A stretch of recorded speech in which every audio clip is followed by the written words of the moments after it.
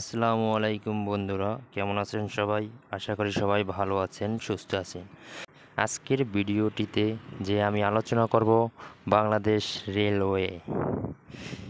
বাংলাদেশ রেলওয়েতে কে কে আবেদন করতে পারবেন, কিভাবে আবেদন করবেন এবং আপনার কি কি শিক্ষা যোগ্যতা প্রয়োজন, আপনার বয়স লাগবে কত এবং আবেদন কত তারিখ শেষ হবে। ভিডিওটি আপনার জন্য খুবই গুরুত্বপূর্ণ হতে যাচ্ছে যে আপনারা জানেন বাংলাদেশ রেলওয়েতে 338টি পদে নতুন একটি নিয়োগ প্রকাশ হয়েছে।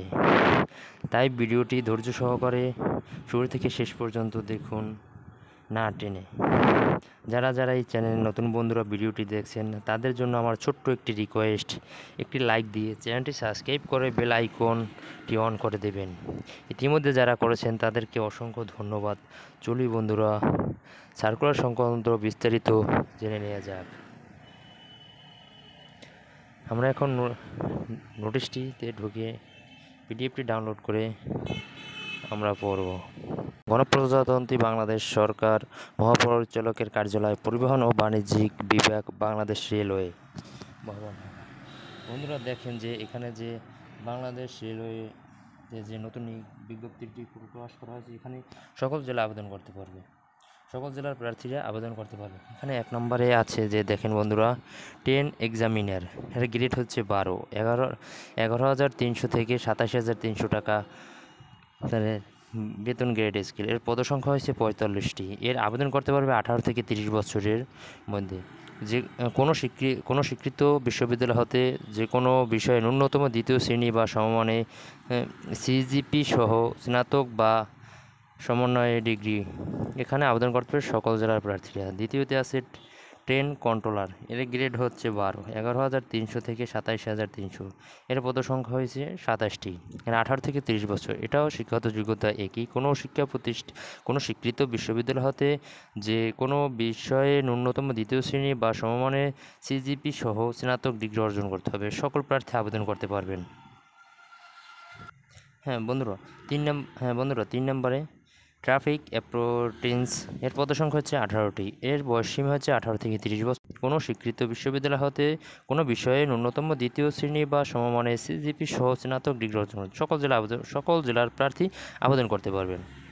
4 নম্বরে বন্ধুরা টেট অ্যাপ্রেন্টিস, এর পদসংখ্যা হচ্ছে 448টি। এর বয়সসীমা 18 থেকে 30 বছর। কোনো স্বীকৃত শিক্ষা বোর্ড হতে ন্যূনতম এসএসসি বা সমমান পরীক্ষায় উত্তীর্ণ হতে হবে। সকল জেলার প্রার্থী আবেদন করতে। বন্ধুরা আর দেখা যায় যে এখানে 4 নম্বরে যে কোঠাটা আছে, এখানের পদসংখ্যা 448টি।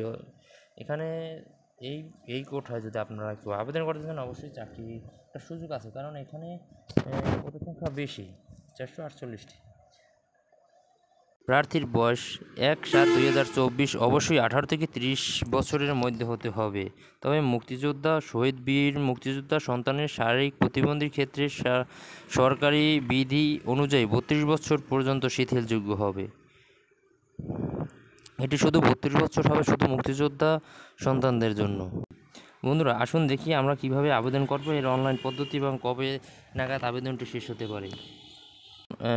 অনলাইনে আবেদন পূরণ করে পরীক্ষার ফি জমা শুরু তারিখ সময়সীমা হচ্ছে 1/7/2024 সকাল 9টা থেকে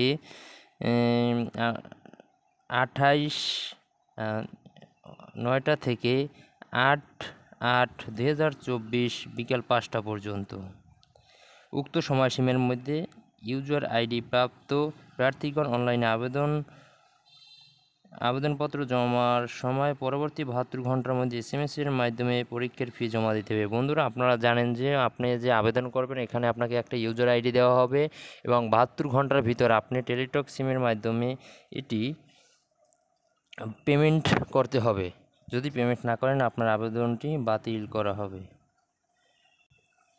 বন্ধুরা চলি দেখা যাক, আপনার যে অনলাইনে যে আবেদন করবেন তার রঙিন ছবির সাইজ হতে হবে 300x300 এবং স্বাক্ষর যে করবেন 300x80 পিক্সেল। এটি স্ক্যান করে নির্ধারিত স্থানে আপলোড করতে হবে। যারা আপনারা স্ক্যান না করতে পারেন আপনারা ছবি তুলে ক্রপ করে কেটে আপনারা ওখানে ফোন দিয়ে যারা আবেদন করবেন তারা এখানে করতে পারেন। আমি আপনাদেরকে আবেদনের ফর্ম পূরণ নিয়ে আমি আপনাদেরকে একটি ভিডিও নিয়ে আসবো। যদি আপনাদের সাপোর্ট পাই তাহলে অবশ্যই আমি নিয়ে আসবো।